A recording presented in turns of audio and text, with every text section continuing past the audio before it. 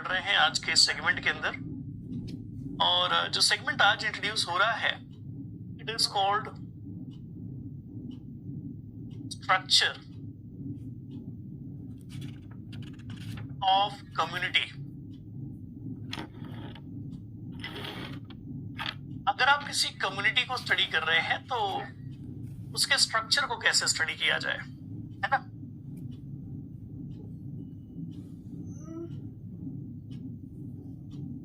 Please कुछ नहीं हुआ बेटा, मैं लिख रहा हूं, लिखने में मेरा फोकस है।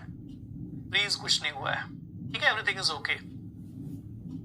सो स्ट्रक्चर ऑफ कम्युनिटी को लेकर के अब हम चर्चा कर रहे हैं, डिस्कशन कर रहे हैं। What is exactly the way by which we can explore the structure of community. किसी भी कम्युनिटी के स्ट्रक्चर को स्टडी करना है तो क्या क्या तरीके हैं, क्या क्या अप्रोचेस हैं, क्या किया जाए, what is a way to study, है ना। इसको लेकर के हमारी चर्चा हो रही है। आवाज नहीं आ रही है, ऐसा क्या हो गया, मार्कंडे को आवाज नहीं आ रही है, इन्हीं को आवाज नहीं आ रही है, ऐसा कुछ है क्या? प्लीज मेक अ कंफर्मेशन, आवाज आ रही है नहीं आ रही है, क्या स्थिति है, एक बार समझाइए।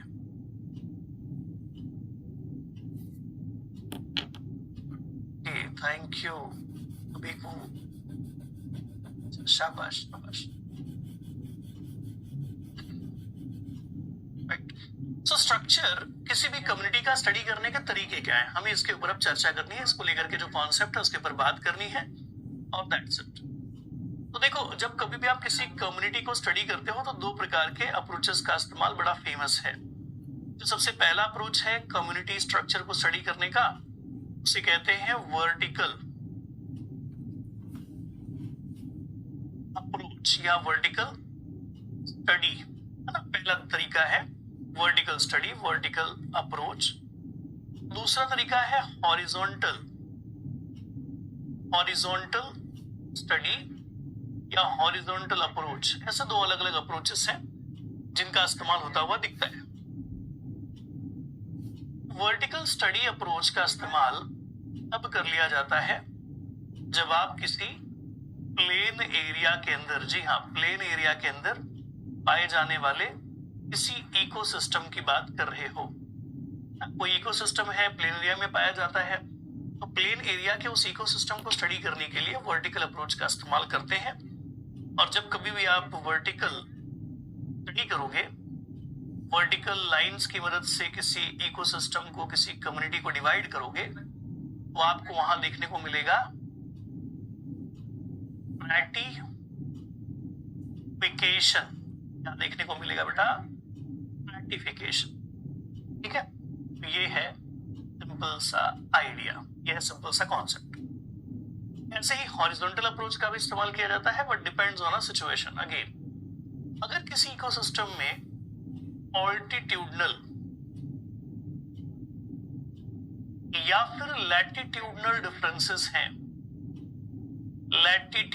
डिफरेंसेस हैं, तो ऐसे प्लेसेस पर स्टडी किया जाता है हॉरिजॉन्टल अप्रोच का इस्तेमाल करके, और यहां बनते हैं जोनेशन।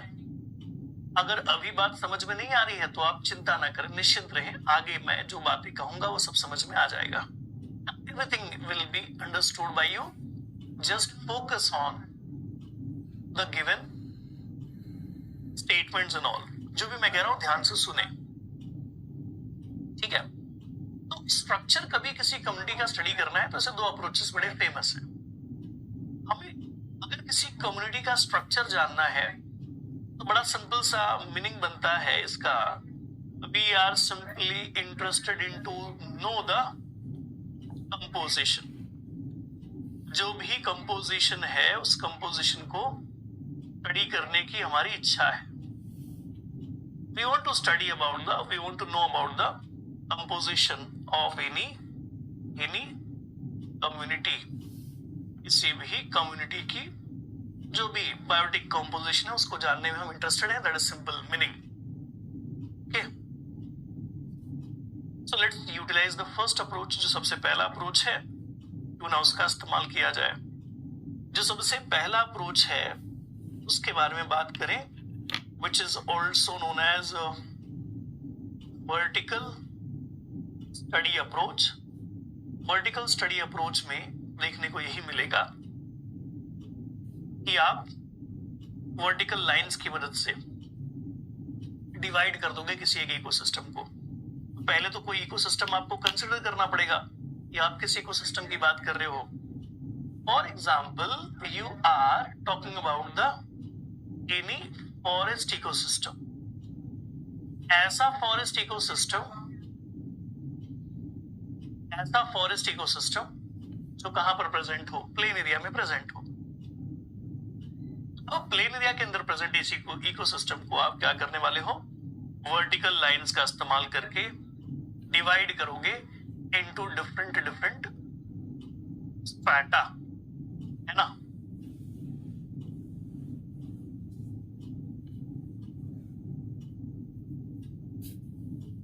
वर्टिकली क्या होना चाहिए, vertically will divide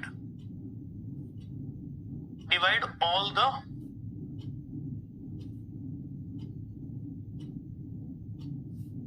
forest parts. जो भी फॉरेस्ट पार्ट है उस फॉरेस्ट पार्ट को हम वर्टिकली लाइंस की वजह से डिवाइड करेंगे। डिवाइड करके क्या देखने को मिलेगा, जैसा ही आप ये करोगे, इस तरह से जो भी एक्टिविटीज आप करोगे, इसका फाइनल रिजल्ट क्या होगा, इसका रिजल्ट होगा कि जैसे ही आप डिवाइड करते हो किसी फॉरेस्ट को वर्टिकल लाइंस की मदद से, the forest will be gate divided into the various strata. इसमें डिवाइड हो जाएगा स्ट्रैटा में। इसको आप स्ट्रैटिफिकेशन के नाम से भी मेंशन करते हो। So we will observe the stratification under the ecosystem. बात समझ में नहीं आती, ऐसे नहीं समझ में आती, तो इसके लिए एक छोटा सा डायग्रामेटिक रिप्रेजेंटेशन लेते हैं बेटा। कौन सा डायग्रामेटिक रिप्रेजेंटेशन लेते हैं, ये वाला। इससे बात शायद समझ में आ जाए। तो हम इस प्रकार से क्या करेंगे, उस कम्युनिटी को अलग अलग लाइंस की मदद से, वर्टिकल हाइट्स की मदद से डिवाइड कर देंगे। जैसे कि ग्राउंड सरफेस है ना, ग्राउंड कवर जो है यहां से लेकर के यहां तक का है। फिर उसके और ऊपर जाएंगे तो फिर क्या देखने को मिलेगा, और बाकी सारे पोर्शंस। और फिर और ऊपर जाएंगे तो क्या देखने को मिलेगा, जो लोअर कैनोपी वाला रीजन है वो देखने को मिलेगा। और अगर हम ऊपर वर्टिकल लाइन से डिवाइड करेंगे तो क्या देखने को मिलेगा, राइट। ऐसे ही आप जितने अलग अलग कैनोपी लेवल पर जाओगे आपको देखने को मिलेगा, you will observe different components. अब बात ये है कि सबसे नीचे वाले स्ट्रैटा पर, सबसे पहले स्ट्रैटा पर आपको जो भी मिला आप उसको स्टडी करो, ऑब्जर्व करो, उनकी लिस्ट बना लो। फॉरेस्ट फ्लोर पर क्या मिला, अंडरग्राउंड कंडीशंस में क्या क्या मिला, कौन कौन से लाइफ फॉर्म्स मिले, लिस्ट बना लो, बात खत्म। ठीक है, आगे बढ़ो। दूसरा स्ट्रैटा आप एक्सप्लोर करो, वहां जो भी जानकारी मिले उसे नोट डाउन करो, बात खत्म। तीसरा स्ट्रैटा एक्सप्लोर करो, जो भी जानकारी वहां पर मिले नोट डाउन करो, बात खत्म। ऐसे चौथा स्ट्रैटा, पांचवा स्ट्रैटा, जितने भी स्ट्रैटास हैं उन सारे स्ट्रैटास को एक्सप्लोर करो। वहां पाए जाने वाले स्पीशीज, वहां पाए जाने वाली कंडीशंस को नोट डाउन करो। और ये सारा डेटा आपको बताएगा कि उस इकोसिस्टम की ओवरऑल कंपोजिशन कैसी है in terms of environmental condition, in terms of species diversity. बात करते, तो ये सारी बातें आपको समझ में आ गई, सारा कुछ आपके सामने क्लियर हो गया। और अगर ये क्लियर हो गया तो बात डन है, यही तो हमें करना था। This is what the first approach, the very first approach. और क्योंकि यहां पर आपने वर्टिकल लाइंस का इस्तेमाल किया, वर्टिकल लाइंस का इस्तेमाल करने से आपने देखा कि फॉरेस्ट के क्या हो गए, कई सारे स्ट्रैटास में डिवाइड हो गया। The forest floor was get divided into the some different type of stratas. एक स्ट्रैटा ये हो गया, एक स्ट्रैटा ये हो गया, एक स्ट्रैटा ये हो गया। The forests get divided into the various types of stratas. And what you have to do? You have to just explore all the stratas. And this is strata 1, strata 3, this is strata 2, this is strata 1, this is strata 4, likewise. आप जैसे जैसे इन stratas को explore करते हो, you will come to know about all the unique kind of conditions which is existing into the, sir ये horizontal हो गया, यही वाली बात है जो बच्चों को कंफ्यूज करती है। ये हॉरिजॉन्टल हो गया सर, आप हॉरिजॉन्टल लाइन खींच रहे हो सर, आप हॉरिजॉन्टल लाइन खींच रहे हो, हाँ लेकिन मुझे अगर स्ट्रैटा दिखाना है, मुझे दिखाना तो पड़ेगा ना कि पहले मैंने क्या किया। चलो ठीक है, इसको मैं फिर से शुरू करता हूँ, है ना। सब कहते हैं सर ये हॉरिजॉन्टल हो गया, और यही तो वजह है, इसी से क्वेश्चन बनते हैं और बच्चे कंफ्यूज होते हैं। तो पहले आपने जो डिवाइड किया वो कैसे किया, ऐसा कुछ अब मेरे पीछे छुप जाएगा। यहाँ से देखते हैं, सपोज ये फॉरेस्ट फ्लोर है, यहां से लेकर के यहां तक की हाइट, ये हाइट, फिर यहां से लेकर के यहां तक की हाइट, ये हाइट, फिर यहां से लेकर के यहां तक की हाइट, ये हाइट। तो यहां पर आप क्या कर रहे हो, you are making a partition at different height. आप अलग अलग हाइट पर, हाँ जी, अलग अलग हाइट पर पार्टीशनिंग कर रहे हो। This is what the vertical partitioning, vertical lines का इस्तेमाल करके पार्टीशनिंग कर रहे हो। तो जो कंफ्यूजन होता है ना कि सर ये तो हॉरिजॉन्टल दिख रहा है, ये सर ये तो हॉरिजॉन्टल लाइन हुई, यहीं से होता है कंफ्यूजन, और इसलिए कई बार यहां से पूछे गए क्वेश्चन। ठीक है, वर्टिकल लाइंस का इस्तेमाल करके अलग अलग स्ट्रैटास में डिवाइड करना किसी फॉरेस्ट इकोसिस्टम को, इसे हम वर्टिकल स्टडी या वर्टिकल स्ट्रैटिफिकेशन कहते हैं। यहां से क्वेश्चन आता है। जी, थैंक यू समझने के लिए सब, थैंक यू सो मच, आप बड़े समझदार लोग हैं। और अब बढ़ते हैं आगे। ये हो गया एक तरीका, है ना। अब इसके अंदर इससे ज्यादा डीप में नहीं जाना है, इतना काफी है। This is just approach which is used to explore the structure of any community. बात करते हैं next one. Now the second is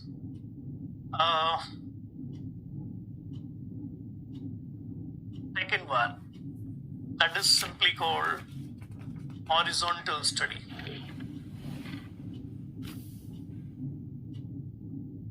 Horizontal study approach. Okay. Horizontal study approach is mainly used for the communities in which you will find differences in terms of latitude and or altitude. Altitudinal variation या latitudinal variation मिलता है। For example, अपने पास बहुत सारे example होते हैं, and here we are having one more example. क्या है वो example, let's introduce the first example. Suppose this is an area and ऐसा कुछ यहाँ पर सिचुएशन है। ये हो गया elevation which is nothing but altitudinal differences. आगे अगर बढ़ोगे तो फिर now you may get a such kind of places. ये डेप्थ या और सारे वेरिएशंस इंट्रोड्यूस करता है। तो याद रखिएगा कि जब आप बात कर रहे हैं इसके बारे में, ऑल्टीट्यूडनल, लैटिट्यूडनल या फिर वेरिएशन कहां पर देखने को मिल सकता है, at the level of depth वाले लेवल पर भी देखने को मिल सकता है। तो इसको सीधे सीधे क्या कह लेते हैं, इसको हम कह लेते हैं, now in this case what we have to do, we have to use the horizontal lines. जी हाँ, अब आपको करना ये है कि आप जानते हैं कि माउंटेन्स रेंज में अलग अलग हाइट के ऊपर अलग अलग स्थितियां होंगी, अलग अलग सिचुएशंस देखने को मिलेंगे। तो हमने क्या करना है, हमने बड़ा सिंपल सा काम करना है। we have to divide this entire ecosystem by using a horizontal lines. अब आप horizontal lines का इस्तेमाल करोगे, हॉरिजॉन्टल लाइंस का सहारा लोगे और इकोसिस्टम को डिवाइड करोगे डिफरेंट। जी हाँ, जब कभी भी हॉरिजॉन्टल लाइंस का सहारा लिया जाता है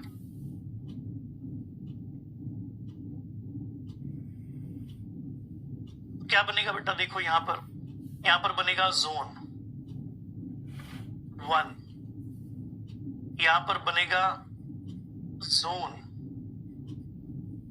2, यहां पर बनेगा zone 3. So now because of making a division by using a horizontal lines, we'll get a formation of a zones or zonation.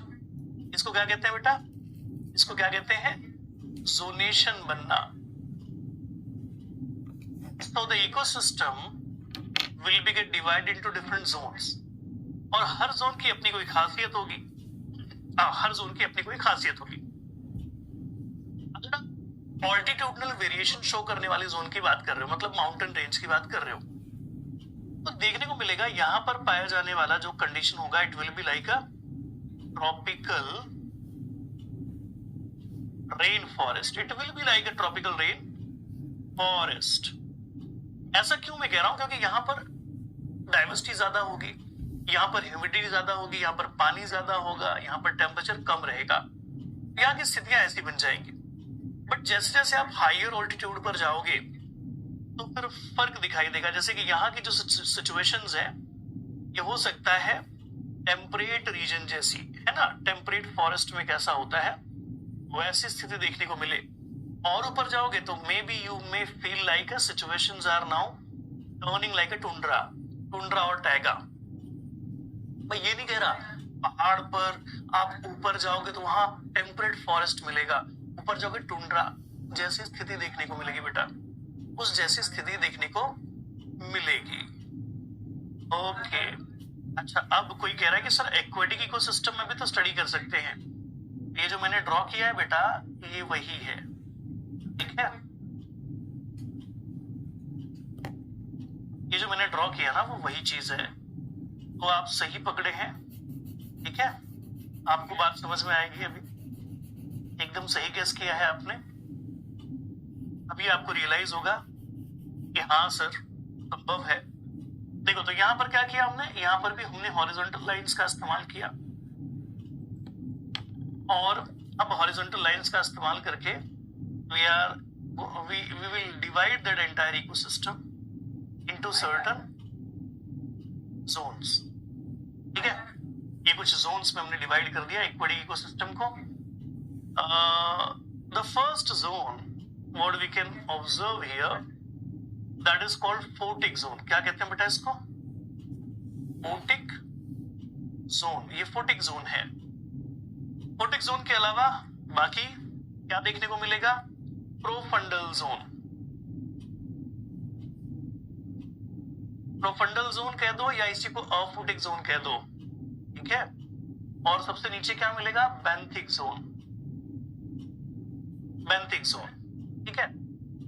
So likewise we can divide by using a horizontal lines into certain zones। उसके अलावा कुछ additional zone में add कर रहा हूं, and these additional zones जो कि किसी एक्वेटिक इकोसिस्टम में लिखे जाते हैं, this is known as littoral zone।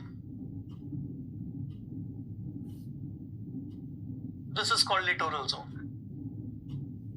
ठीक है। ये है लिटोरल जोन।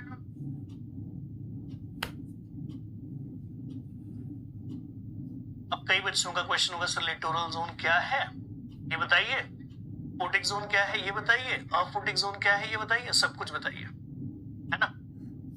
तो चलो इंट्रोड्यूस करते हैं कि भाई what is exactly the littoral zone. यहां पर मैं मेंशन कर रहा हूं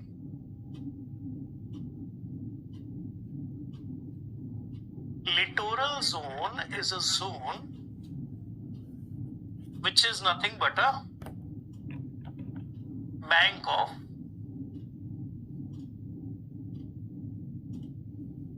water bodies।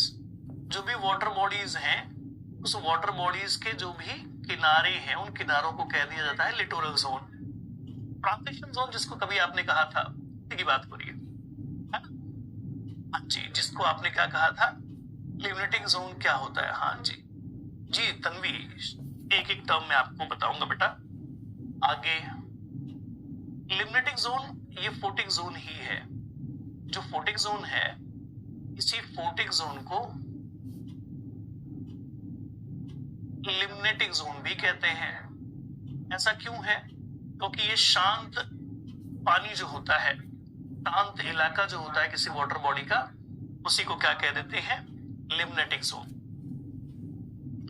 तो फोटिक जोन या लिमिटिक जोन का मतलब आप ओपन वाटर बॉडी की या ओपन जोन की बात कर रहे हो, जहां आसानी से सनलाइट पहुंचती है और पेनिट्रेट करती है, वहां का पानी शांत होता है। That is nothing but a लिमिटिक zone, ठीक है। That is photic zone. Photic zone के अंदर फाइटोप्लैंक्टन्स, ज़ूप्लैंक्टन्स सबसे ज्यादा पाए जाते हैं। फाइटोप्लैंक्टन्स और ज़ूप्लैंक्टन्स सबसे ज्यादा पाए जाते हैं। यहाँ पर फोटोसिंथेसिस करना, कंडीशन बड़ी अच्छी होती है, तो यहाँ पर बहुत सारे स्पीशीज भी पाए जाएंगे, है ना, मछलियां होंगी, बहुत सारा कुछ होगा। तो it is a rich type of region. शाबाश।